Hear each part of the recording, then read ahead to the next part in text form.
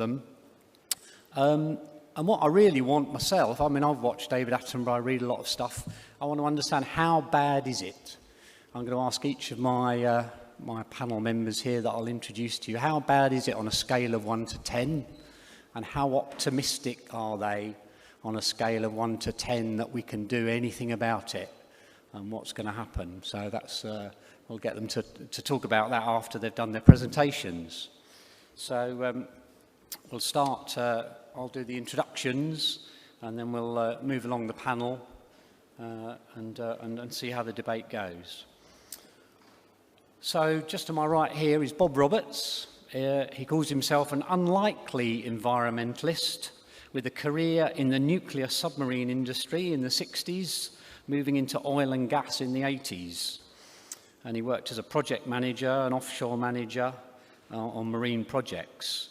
But latterly, good for us, he moved into renewables and the telecom sectors in similar roles.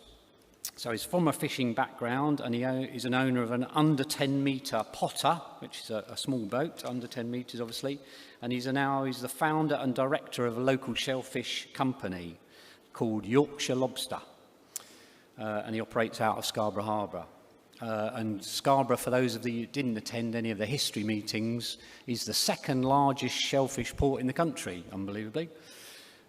So he has been campaigning about the local sea pollution issues that we suffer from here in Scarborough, following a rupture of a waste pipeline from a local factory in 2012. And he's been badgering all the councillors and the factory and everybody that would listen to him for years and years and years, with not much response, to be honest. So we're going to hear from him first. And then we'll move on to the sort of wider oceans pollution situation. I'll introduce each person as they before they speak. So should we start with Bob then? Yeah, thanks, Mark. Thanks for inviting me. I don't know why you picked me first, to be honest with you. But anyway, it's good to be given this platform to enlighten people about what's going on here in Scarborough. In 1969, we were fortunate enough to be given the opportunity to have a factory built here, McCain, who processed chips, of all things. And they've been, since 1969, processing chips, providing employment, much needed employment, I must say. And it's been quite good for the borough in terms of employment. But unfortunately, those chips come with a price. And since 1969, up until 2012, they were discharging their waste effluent via a pipeline. Just if those windows are open, you would be able to see the buoy, and it discharges out into the bay. In 2012, that pipeline ruptured, and it spilled the entire contents of that discharge for all to see, and it wasn't very pretty. They tried to fix it, and they tried without success to fix it.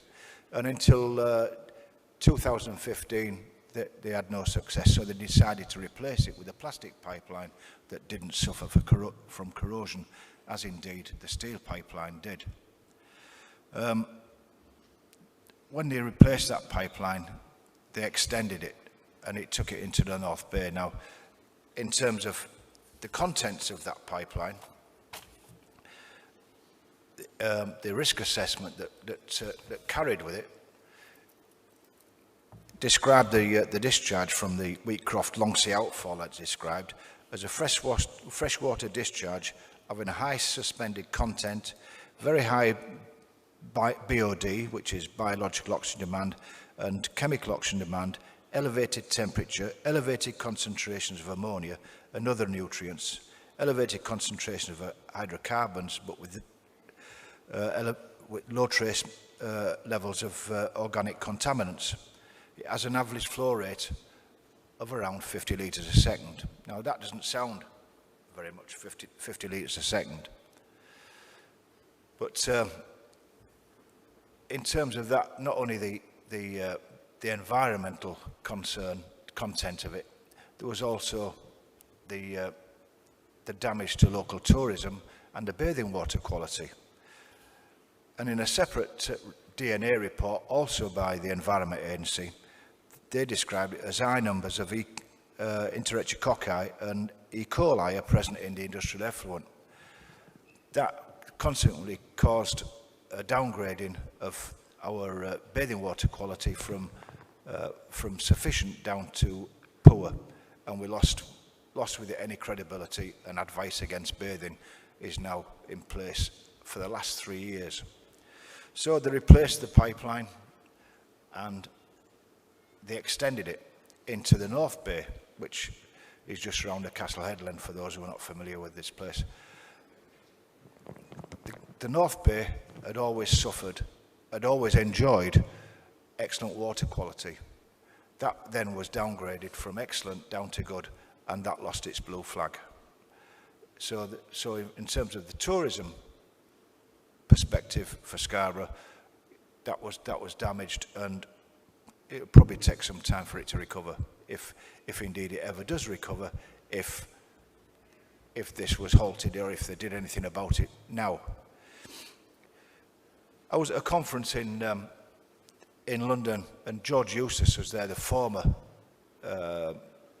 DEFRA minister. In fact, he was a minister for fisheries, and I explained the situation to him, and he suggested I write to him, and I did write to him, and he replied back to me, and he said in his reply that were potentially significant levels of trichlorobenzene 1,2,4.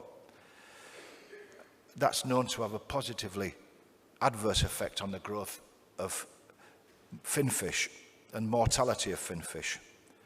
This pipeline passes through what is described as herring spawning grounds and cod nursery grounds. So for me, it's obvious that there is something, you know, that needs to be done. But then we get back to the 50 litres a second, which is probably the alarming part for you guys, is that McCain's recently celebrated 50 years of production. 50 litres a second, based on a 300-day prediction of production, equates to 1.3 million tonnes of waste going into this South Bay.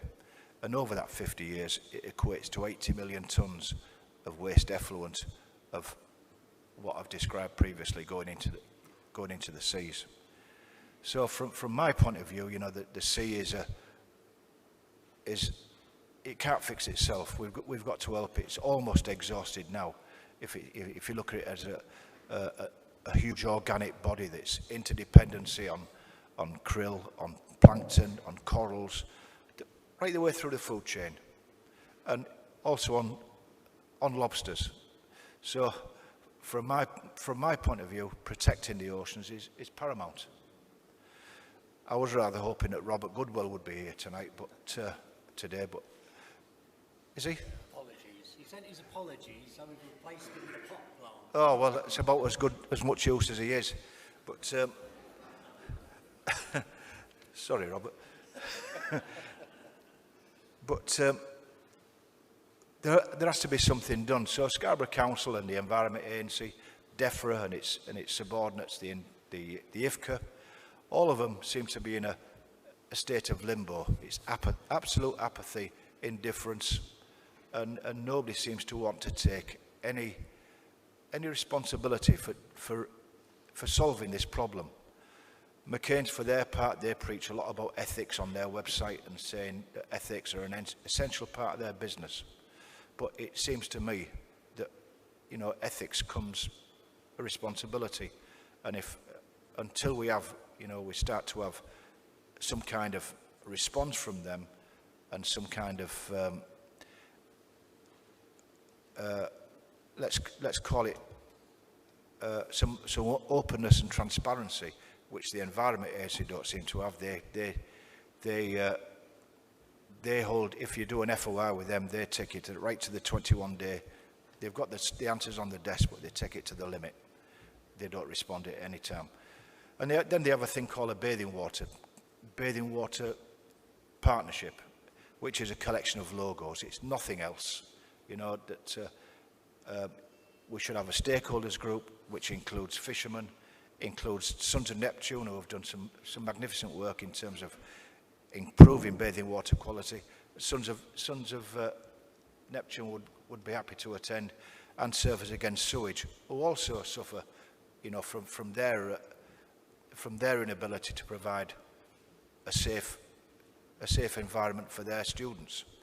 So until the council, the Environment Agency, the IFCA, the Marine Management Organisation all get the crap together and start doing something about it, then nothing's going to happen.